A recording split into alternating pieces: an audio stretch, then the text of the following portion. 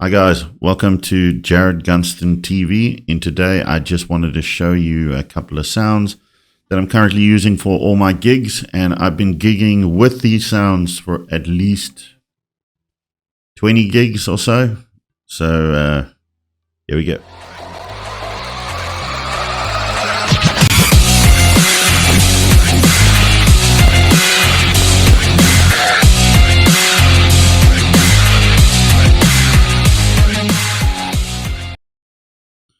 All right, so my sounds comprise of clean, overdrive, high gain, and solo. They sound a little something like this.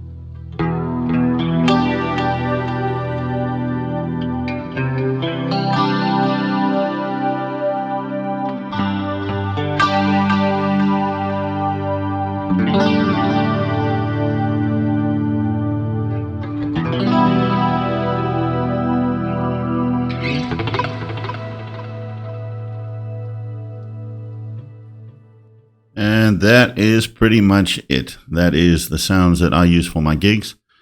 I've been really enjoying playing with this device, and what's really nice is little things like the global EQ. This is definitely your friend. I found that this works the best for me. 125, 6.3. That just gets the bottom end under control and the top end not too sharp and shrilly. These mid frequencies here, I like that you have two of them, but I normally leave this one at 630 because that gets rid of some fog, so that when you're playing with tracks and things, it helps your guitar to just stick out a bit. And this 2K, I leave it there most of the time, but it's nice to know that I've got these two that if I find in a certain venue I need to tweak slightly, I do. Because my pedal goes into a stereo channel on a small mixer without any EQ on it. So I do all my EQ from the device, which is why when you go into certain patches, you'll see that I've always got a graphic and an EQ and a parametric. But I'm pretty sure they stay fairly standard throughout. I'm not too sure. I can't quite remember. But yeah, let me know what you guys need to know. If you need some help designing your patches and whatnot, I'm going to go through everything like I've done on the 1000 before, from compression to picking your amp to creating tones, and just my thought process on why I do things the way I do it. I'm not necessarily saying that my way is perfect and right, but I have come from a sort of engineering and production background, so I try to make the guitar, whatever you give to the engineer, he has to do as little work as possible. And that's why having something like a global EQ, you can go even one step further, depending on what venue you're playing in. For this demo, I used a Fender, I think it's a modern player from 2013, I think it was. Straight into my my GX-100 with one of these lovely cables. Actually, if I swap to this one, you'll be able to see it better. These are the Boss braided sort of kind of cables. This was sent to me by the folks at the local dealer. So thank you for including a lovely cable to use at home. I've got one of these and I've got a premium cable as well. And let me know if you want to hear a difference between those two. Is it worth the extra money? I don't know. I bounce between the two, depending on if I need a longer one or not. And yeah, that's it. This guitar straight into the GX. I'm listening to it through my monitor speakers, but you guys will be listening to it through the USB out straight into the computer. Let me know as well if you need help in using your pedal as an audio interface and recording dry versus all that sort of thing. There is one feature that I think we could use with on this pedal, which was being able to use the knobs on the front of the device. Let me just pull this up quick. Over here, these knobs over there,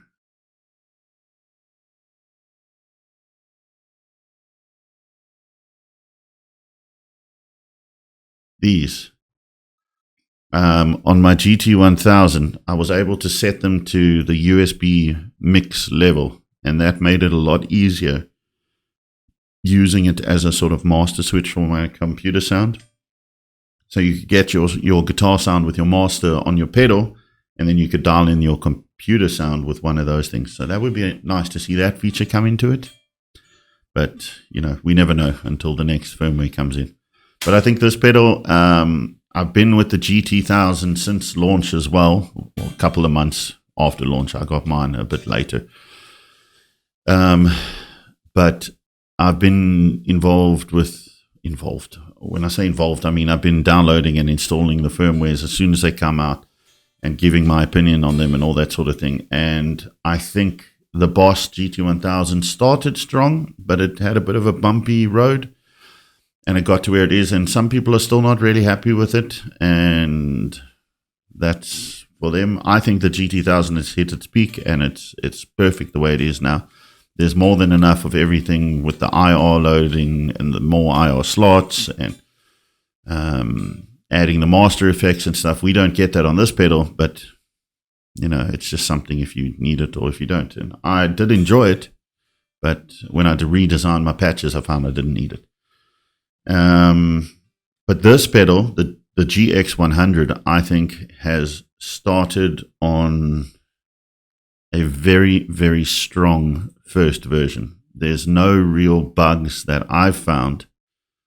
There was one bug with MIDI when it was set to use internal clock or receive use internal clock or receive internal clock, and then the device before it would receive and send as well. It would cause a freeze, but I reported about that one already. But yeah, I think it's a beautiful pedal, and I look forward to seeing where it goes from here.